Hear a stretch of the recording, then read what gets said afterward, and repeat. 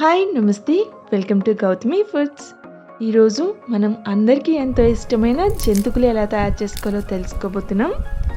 ఎప్పుడూ ఒకేలా చేసే జంతికలా కాకుండా జంతికలు ఇంకా రుచిగా రావాలి అంటే ఎలా తయారు చేసుకోవాలో ఈరోజు తెలుసుకోబోతున్నాం.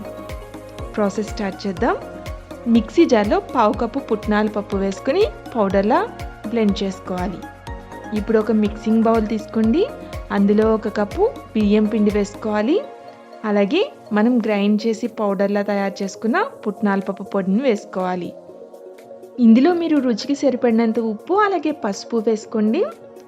ఇక్కడ జంతికల్లో వాము వేస్తున్నాం. 1/2 టీ స్పూన్ వాము అలాగే 1/2 టీ స్పూన్ ఇంగువ వేసుకోండి. నేనైతే ఈ జంతికల్ని BNB Refined నువ్వుల నూనెతో తయారు చేస్తున్నాం.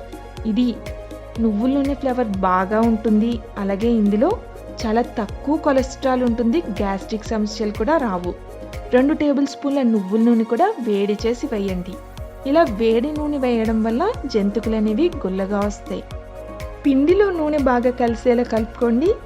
BNB నువ్వుల నూనెలో న్యాచురల్ ఫ్లేవర్ బాగా ఉంటుంది.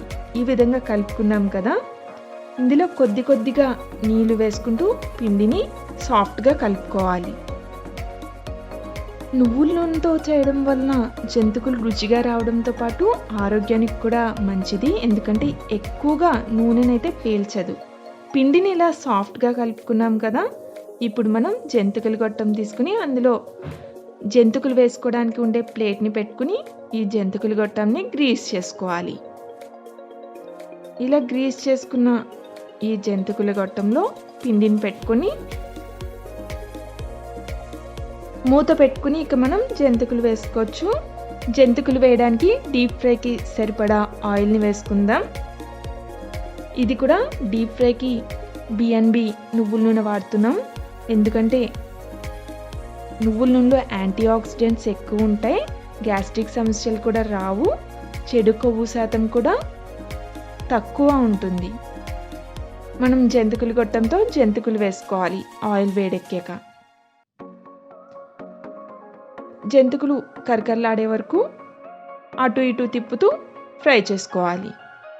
ఈ జంతికల తయారీకి మనం పుట్నాల పప్పు వాడాం. అలాగే నువ్వుల నూనెలో డీప్ ఫ్రై చేస్తున్నాం కాబట్టి జంతికలు చాలా రుచిగా ఉంటుంది. జంతికలు వేగిపోయాక ప్లేట్లోకి తీసుకోవచ్చు. ఎక్కువ ఆయిల్ కూడా లాగలేదు. చేతికి కూడా మనకి ఆయిల్ అంటుకోదు. చాలా రుచిగా ఉండే ఈ జంతికల్ని మీరు కూడా మీ ఇంటి వద్ద ట్రై చేయండి.